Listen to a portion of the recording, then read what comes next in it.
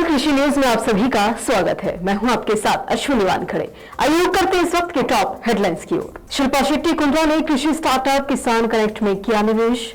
महाराष्ट्र में किसानों की हालत चिंताजनक, खाद्य व्यवसायियों का कारोबार भी हुआ ठप। अब किसान घर बैठे ऑर्डर कर सकते हैं गन्ने के बीज, बस करना होगा एक लिंक पर पेमेंट। कद्दू की खेती से बदल गई किसानों की तकदीर, कम लागत में हो रहा बम्पर मुनाफा।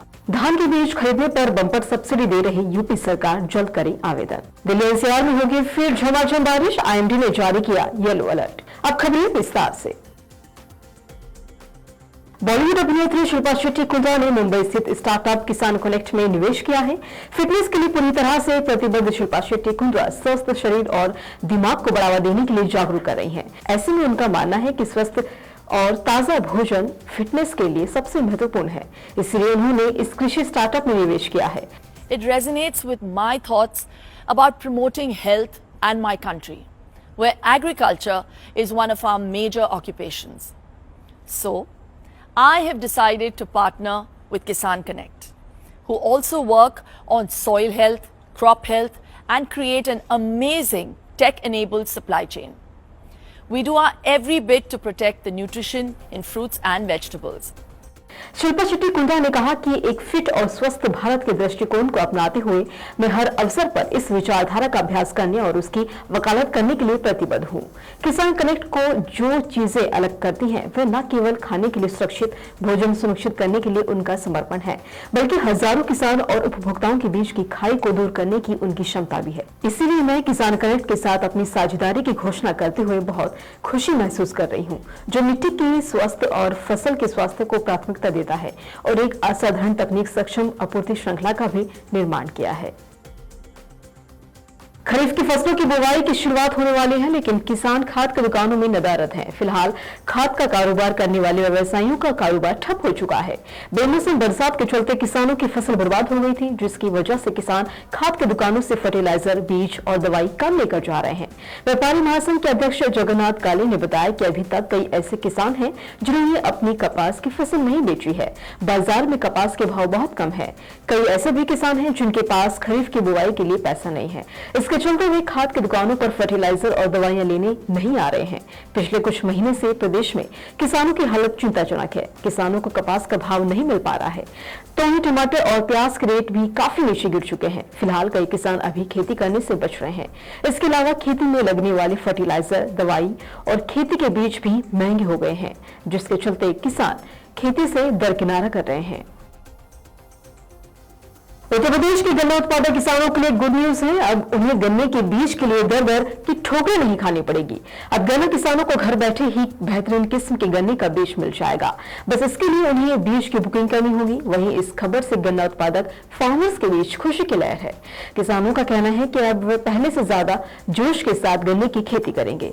दरअसल उत्तर प्रदेश प्रशासन ने किसानों की समस्याओं को देखते हुए गन्ने के बीज के लिए ऑनलाइन बुकिंग की व्यवस्था शुरू कर दी है। अगर किसान गन्ने के बीज खरीदना चाहते हैं तो वे अधिकारी वेबसाइट http:/inquiry.canup.in पर जाकर बुकिंग कर सकते हैं। साथ ही किसान ऑनलाइन गन्ने के बीज का पेमेंट भी कर सकते हैं। खास बात तो यह है कि शाहजहांपुर सहित कई गन्ना केंद्रों पर बेहतरीन बीज तैयार किए जा रहे हैं। साथ ही इस बात पर भी ध्यान दिया जा रहा है कि किसान गन्ने के खेत में कम से कम रासायनिक खादों का ही इस्तेमाल करें। झारखंड में किसान पारंपरिक फसलों के साथ साथ बागवानी फसलों की खेती में भी रुचि ले रहे हैं।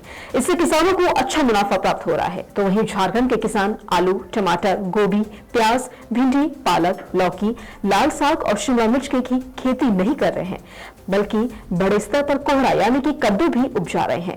खास बात तो यह है कि पश्चिमी सिंहभूम जिले में कई किसानों ने कोहरा उगाकर लोगों के सामने एक मिसाल पेश कर दी है। उनके द्वारा उपज किए गए कोहरे की मांग दूसरे राज्यों में भी हो रही है। इससे किसानों को लाखों में मुनाफा हो रहा है। दरअसल जिले के अनंतपुर और मनोहरपुर प्रखंड में काफी संख्या में किसान कद्दू की खेती कर रहे हैं। इससे उनकी इनकम काफी बढ़ गई है। इन दोनों प्रखंड में किसान रबी फसल की कटाई करने के बाद तुरंत कोहरे की बुवाई कर देते हैं। और खास बात तो यह है कि किसान जल सोर्स की नजदीक कोहरे की बुवाई करते हैं। ऐसे में उन्हें सिंचाई भी बहुत कम करनी पड़ती है। वहीं कम समय में फसल भी तैयार हो जाती है। उत्तर प्रदेश और अमेठी में धान की खेती करने वाले किसानों के लिए खुशखबरी है। उन्हें अब धान के लिए प्रमाणित बीज खरीदने के लिए इधर उधर नहीं भटकना होगा। सरकार उन्हें खुद ही बीज उपलब्ध करवाएगी और खास बात तो यह है कि किसानों को सब्सिडी पर ये बीज दिए जाएंगे। इसके लिए बस उन्हें आवेदन करना होगा। कहा जा रहा है कि बीजों के उपयोग से धान की पैदावार बढ़ जाएगी, जिससे किसानों की इनकम में बढ़ोतरी होगी। गौरतलब है कि कृषि विभाग धान के बीज पर 30 से 50% की सब्सिडी दे रहा है। अगर किसान सब्सिडी का लाभ उठाना चाहते हैं तो अपने ब्लॉक पर कृषि रक्षा इकाई और कृषि केंद्र पर जाकर अप्लाई कर सकते हैं। अप्लाई करते समय कर्मचारी आपसे बैंक पासबुक, खतौनी की फोटोकॉपी और आधार कार्ड मांगेंगे। आपके दस्तावेजों की अच्छी तरह से जांच करने के बाद सब्सिडी की राशि खाते में भेज दी जाएगी। इन पैसों से किसान कृषि कल्याण केंद्र और कृषि रक्षा इकाई सेंटर से बीज खरीद सकते हैं। और खास बात यह है कि प्रमाणित बीज की खरीदारी करने के लिए कैंप लगाकर किसानों को जागरूक भी किया जा रहा है। तो वहीं दिल्ली एनसीआर में एक बार फिर झमाझम बारिश ने मौसम सुहावना कर दिया है। मई का महीना खत्म हो चुका है और पिछले वर्षों के मुकाबले इस साल भीषण गर्मी से लोगों को खासी राहत मिली है। इस बीच मौसम विभाग ने आने वाले दिनों के लिए बारिश और तूफान का अलर्ट जारी किया है। दिल्ली में मंगलवार शाम को 80 किलोमीटर प्रति घंटे की रफ्तार से तेज आंधी के बाद बारिश के कारण तापमान में गिरावट दर्ज की गई। मौसम विभाग ने कहा कि एक और पश्चिमी विक्षोभ के चलते आने वाले दिनों में दिल्ली समेत उत्तरी मैदानी इलाकों में तूफान और बारिश की संभावना जताई जा रही है। मौसम विभाग के मुताबिक 5 जून तक अधिकतम तापमान 40 डिग्री से नीचे रहने का अनुमान है, यानी कि लोगों को अब गर्मी से राहत मिलती नजर आएगी। तो वहीं मंगलवार की बात करें तो दिल्ली में अधिकतम तापमान सामान्य से 5 डिग्री कम 35.9 डिग्री सेल्सियस दर्ज किया गया। इसी तरह की खबरों के लिए जुड़े रहिए कृषि जागरण के साथ। धन्यवाद।